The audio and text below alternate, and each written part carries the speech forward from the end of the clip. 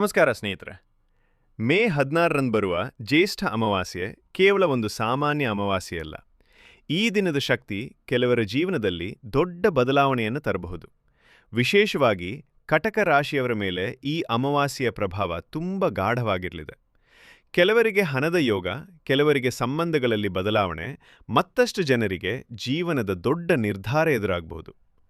ಈ ವಿಡಿಯೋದಲ್ಲಿ ನಾವು ತಿಳಿಯೋಣ, ಕಟಕ ರಾಶಿಯವರಿಗೆ ಜ್ಯೇಷ್ಠ ಅಮಾವಾಸ್ಯೆಯ ಪರಿಣಾಮ ಹೇಗಿರುತ್ತದೆ, ಯಾವ ವಿಷಯದಲ್ಲಿ ಎಚ್ಚರ ಇರಬೇಕು, ಯಾವ ಪರಿಹಾರ ಮಾಡಿದರೆ ದುಷ್ಟ ಪರಿಣಾಮ ಕಡಿಮೆಯಾಗ್ತದೆ, ಅದೃಷ್ಟದ ಬಣ್ಣ ಯಾವುದು, ಲಕ್ಕಿ ನಂಬರ್ ಯಾವುದು ಮತ್ತು ದೇವರ ಯಾವ ಸೂಚನೆ ನಿಮಗೆ ಸಿಗಬಹುದು. ಹಾಗಾದರೆ ವಿಡಿಯೋವನ್ನು ಕೊನೆಯವರೆಗೂ ತಪ್ಪದೇ ನೋಡಿ. ಸ್ನೇಹಿತರೆ, ಹಿಂದೂ ಧರ್ಮದಲ್ಲಿ ಅಮಾವಾಸ್ಯೆಗೆ ವಿಶೇಷ ಸ್ಥಾನಮಾನ ಇದೆ. ಆದರೆ ಜ್ಯೇಷ್ಠ ಮಾಸದ ಅಮಾವಾಸ್ಯೆ ಅತ್ಯಂತ ಶಕ್ತಿಶಾಲಿ. ಈ ದಿನ ಪಿತೃಗಳ ಆಶೀರ್ವಾದ ಪಡೆಯಲು, ನಕಾರಾತ್ಮಕ ಶಕ್ತಿಯನ್ನು ದೂರ ಮಾಡಲು ಹಾಗೂ ಹೊಸ ಜೀವನ ಆರಂಭಿಸಲು ಅತ್ಯುತ್ತಮ ಸಮಯ. ಈ ಅಮಾವಾಸ್ಯೆಯಲ್ಲಿ ಮನಸ್ಸಿನ ಶಕ್ತಿ ಹೆಚ್ಚಾಗುತ್ತದೆ. ಯಾವ ಭಾವನೆ ಮನಸ್ಸಿನಲ್ಲಿ ಗಟ್ಟಿಯಾಗಿ ಇರುತ್ತದೆಯೋ ಅದು ಜೀವನದಲ್ಲಿ ಪರಿಣಾಮ ತರುತ್ತದೆ ಎಂದು ಶಾಸ್ತ್ರ ಹೇಳುತ್ತದೆ. ಕಟಕ ರಾಶಿಯವರು ಚಂದ್ರನ ಪ್ರಭಾವ ಹೊಂದಿರುವುದರಿಂದ ಈ ಅಮಾವಾಸ್ಯೆ ಅವರ ಮನಸ್ಸಿನ ಮೇಲೆ ನೇರ ಪರಿಣಾಮ ಬೀರುತ್ತದೆ. ಕಟಕ ರಾಶಿಯವರು ತುಂಬ ಭಾವನಾತ್ಮಕ ವ್ಯಕ್ತಿಗಳು. ಇವರು ಕುಟುಂಬಕ್ಕೆ ಹೆಚ್ಚು ಮಹತ್ವ ಕೊಡುತ್ತಾರೆ. ಮನಸ್ಸಿನಲ್ಲಿ ನೋವು ಇದ್ದರೂ ಹೊರಗೆ ತೋರಿಸುವುದಿಲ್ಲ. ಯಾರನ್ನಾದರೂ ಪ್ರೀತಿಸಿದರೆ ಮನಸಾರೆ ಪ್ರೀತಿಸುತ್ತಾರೆ. ಆದರೆ ಮೋಸವಾದರೆ ತುಂಬ ಒಳಗೆ ಕುಗ್ಗಿಬಿಡುತ್ತಾರೆ. ಈ ಅಮಾವಾಸ್ಯೆ ಇವರ ಭಾವನೆ, ಹಣಕಾಸು ಮತ್ತು ಭವಿಷ್ಯದ ನಿರ್ಧಾರಗಳ ಮೇಲೆ ದೊಡ್ಡ ಪ್ರಭಾವ ಬೀರುವ ಸಾಧ್ಯತೆ ಇದೆ. 16ರ ನಂತರ ಕಟಕ ರಾಶಿಯವರಿಗೆ ಹಣದ ವಿಷಯದಲ್ಲಿ ಮಿಶ್ರ ಫಲ ಸಿಗಬಹುದು. ಹಳೆಯ ಸಾಲ ವಾಪಸ್ ಸಿಗುವುದು ಯೋಗ ಇದೆ. ನಿಂತಿದ್ದ ಹಣ ಕೈಗೆ ಬರಬಹುದು. ಕೆಲವರಿಗೆ ಹೊಸ ಆದಾಯದ ಮಾರ್ಗ ತೆರೆದುಕೊಳ್ಳಬಹುದು. ಆದರೆ ಒಂದು ದೊಡ್ಡ ಎಚ್ಚರಿಕೆ ಇದೆ: ಯಾರ ಮೇಲೂ ಕಣ್ಣು ಮುಚ್ಚಿ ನಂಬಿಕೆ ಇಡಬೇಡಿ. ಸ್ನೇಹಿತರ ಹೆಸರಿನಲ್ಲಿ ಹಣ ಕಳೆದುಕೊಳ್ಳುವ ಸಾಧ್ಯತೆ ಇದೆ. ಹೊಸ ವ್ಯವಹಾರ ಆರಂಭಿಸುವವರು ಯೋಚಿಸಿ ನಿರ್ಧಾರ ತೆಗೆದುಕೊಳ್ಳಬೇಕು. ಅಮಾವಾಸ್ಯೆಯ ನಂತರ 11 ದಿನ ತುಂಬ ಮುಖ್ಯವಾಗಿರುತ್ತದೆ. ಕುಟುಂಬದಲ್ಲಿ ಸಣ್ಣ ಸಣ್ಣ ಮಾತಿನ ಜಗಳಗಳು ಹೆಚ್ಚಾಗಬಹುದು. ನಿಮ್ಮ ಮಾತುಗಳನ್ನು ತಪ್ಪಾಗಿ ಅರ್ಥ ಮಾಡಿಕೊಳ್ಳುವ ಸಾಧ್ಯತೆ ಇದೆ. ಆದರೆ ನೀವು ಶಾಂತವಾಗಿದ್ದರೆ ದೊಡ್ಡ ಸಮಸ್ಯೆ ತಪ್ಪುತ್ತದೆ.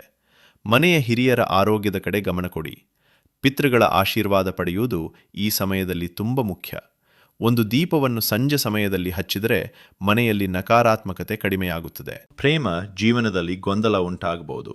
ನಿಮ್ಮ ಸಂಗಾತಿ ನಿಮ್ಮನ್ನು ಅರ್ಥ ಮಾಡಿಕೊಳ್ಳುತ್ತಿಲ್ಲ ಅನ್ನಿಸಬಹುದು. ಆದರೆ ಇದು ತಾತ್ಕಾಲಿಕ. ಹಳೆಯ ವ್ಯಕ್ತಿಯೊಬ್ಬರು ಮತ್ತೆ ಜೀವನಕ್ಕೆ ಬರುವ ಸಾಧ್ಯತೆ ಇದೆ. ವಿವಾಹ ಯೋಚನೆ ಇರುವವರಿಗೆ ನಿಧಾನವಾಗಿ ಒಳ್ಳೆಯ ಸಮಯ ಆರಂಭವಾಗುತ್ತದೆ. ದಂಪತಿಗಳ ನಡುವೆ ಮಾತಿನ ಕಹಿ ಕಡಿಮೆ ಮಾಡಲು ಸೋಮವಾರ ಶಿವನ ದೇವಸ್ಥಾನಕ್ಕೆ ಹೋಗುವುದು ಶುಭ. ಈ ಅಮಾವಾಸ್ಯೆಯಲ್ಲಿ ಕಟಕ ರಾಶಿಯವರ ಮನಸ್ಸು ಹೆಚ್ಚು ಚಂಚಲವಾಗಿರಬಹುದು. ಒಂಟಿತನ, ಭಯ, ಭವಿಷ್ಯದ ಚಿಂತೆ ಹೆಚ್ಚಾಗಬಹುದು. ಆದರೆ ಇದೇ ಸಮಯ ನಿಮ್ಮ ಆಧ್ಯಾತ್ಮಿಕ ಶಕ್ತಿಯನ್ನು ಹೆಚ್ಚಿಸುವ ಕಾಲವೂ ಆಗಿದೆ. ಧ್ಯಾನ, ದೇವರ ನಾಮಸ್ಮರಣೆ, ವಿಷ್ಣು ಸಹಸ್ರನಾಮ ಅಥವಾ ಶಿವನ ಜಪ ಮಾಡಿದರೆ ಮನಸ್ಸಿಗೆ ಶಾಂತಿ ಸಿಗುತ್ತದೆ. ಉದ್ಯೋಗದಲ್ಲಿ ಹೊಸ ಜವಾಬ್ದಾರಿ ಸಿಗಬಹುದು. ಕೆಲವರು ಪದೋನ್ನತಿ ಸುದ್ದಿ ಕೇಳಬಹುದು. ಆದರೆ ಕೆಲಸದ ಸ್ಥಳದಲ್ಲಿ ನಿಮ್ಮ ಮೇಲೆ ಅಸೂಯೆ ಇಡುವವರಿರ್ತಾರೆ. ನಿಮ್ಮ ಯೋಜನೆಗಳನ್ನು ಎಲ್ಲರ ಜೊತೆಗೆ ಹಂಚಿಕೊಳ್ಳಬೇಡಿ.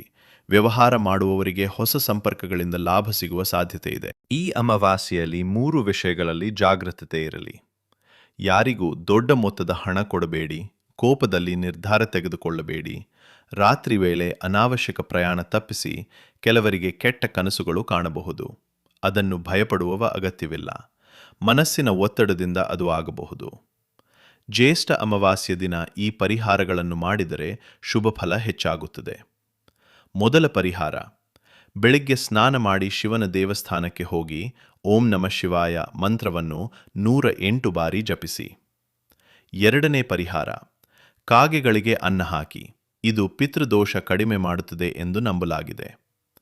ಮೂರನೇ ಪರಿಹಾರ: ಸಂಜೆ ಸಮಯದಲ್ಲಿ ಮನೆಯ ದಕ್ಷಿಣ ದಿಕ್ಕಿನಲ್ಲಿ ಎಳ್ಳೆಣ್ಣೆ ದೀಪ ಹಚ್ಚಿ. ಇದು ನಕಾರಾತ್ಮಕ ಶಕ್ತಿ ದೂರ ಮಾಡುತ್ತದೆ.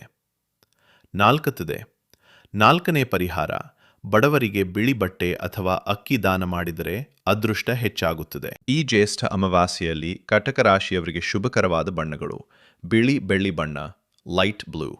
ಈ ಬಣ್ಣದ ಬಟ್ಟೆ ಧರಿಸಿದರೆ ಮನಸ್ಸಿಗೆ ಶಾಂತಿ ಮತ್ತು ಆತ್ಮವಿಶ್ವಾಸ ಹೆಚ್ಚಾಗುತ್ತದೆ. ಈ ಅಮಾವಾಸ್ಯೆಯ ನಂತರ ಕಟಕ ರಾಶಿಯವರಿಗೆ ಶುಭಕರ ಸಂಖ್ಯೆಗಳು 2, 7, 11. ಮುಖ್ಯ ಕೆಲಸಗಳಲ್ಲಿ ಈ ಸಂಖ್ಯೆಗಳು ಶುಭ ಫಲ ಕೊಡಬಹುದು. ಸ್ನೇಹಿತರೆ, ಅಮಾವಾಸ್ಯೆಯ ನಂತರ ಕೆಲವು ಸೂಚನೆಗಳು ನಿಮಗೆ ಕಾಣಬಹುದು. ಹಠಾತ್ ಮನಸ್ಸಿಗೆ ಶಾಂತಿ ಸಿಗುವುದು, ಪುನಃ ಪುನಃ ಒಂದೇ ಕನಸು ಕಾಣುವುದು ಅಥವಾ ದೇವಸ್ಥಾನಕ್ಕೆ ಹೋಗಬೇಕು ಅನ್ನಿಸುವ ಭಾವನೆ ಬರುವುದು, ಇವೆಲ್ಲ ದೇವರ ಸೂಚನೆಗಳಾಗಿರಬಹುದು. ಮೇ 16 ಜ್ಯೇಷ್ಠ ಅಮಾವಾಸ್ಯೆಯ ನಂತರ ಕಟಕ ರಾಶಿಯ ಜೀವನದಲ್ಲಿ ನಿಧಾನವಾಗಿ ದೊಡ್ಡ ಬದಲಾವಣೆ ಆರಂಭವಾಗುತ್ತದೆ. ಮೊದಲು ಗೊಂದಲ ಕಂಡರೂ ಆಮೇಲೆ ದಾರಿ ಸ್ಪಷ್ಟವಾಗುತ್ತದೆ. ಈ ಸಮಯದಲ್ಲಿ ಧೈರ್ಯ ಕಳೆದುಕೊಳ್ಳಬೇಡಿ, ದೇವರ ಮೇಲೆ ನಂಬಿಕೆ ಇಡಿ. ನಿಮ್ಮ ಸಹನೆಗೆ ಫಲ ಸಿಗುವ ಸಮಯ ಹತ್ತಿರದಲ್ಲಿದೆ. ಸ್ನೇಹಿತರೆ, ಈ ಜ್ಯೇಷ್ಠ ಅಮಾವಾಸ್ಯೆ ಕಟಕ ರಾಶಿಯವರಿಗೆ ಹೇಗಿರುತ್ತದೆ ಎಂಬ ಸಂಪೂರ್ಣ ಮಾಹಿತಿ ನಿಮಗೆ ಇಷ್ಟವಾದರೆ ವಿಡಿಯೋಗೆ ಒಂದು ಲೈಕ್ ಮಾಡಿ. ನಿಮ್ಮ ರಾಶಿ ಕಟಕವಾದರೆ ಕಾಮೆಂಟ್ನಲ್ಲಿ ಓಂ ನಮಃ ಶಿವಾಯ ಎಂದು ತಪ್ಪದೇ ಬರೆಯಿರಿ. ಇಂತಹ ರಾಶಿ ಭವಿಷ್ಯ ಮತ್ತು ಆಧ್ಯಾತ್ಮಿಕ ಮಾಹಿತಿಗಾಗಿ ನಮ್ಮ ಚಾನೆಲ್ ಸಬ್ಸ್ಕ್ರೈಬ್ ಮಾಡಿ. ಧನ್ಯವಾದಗಳು.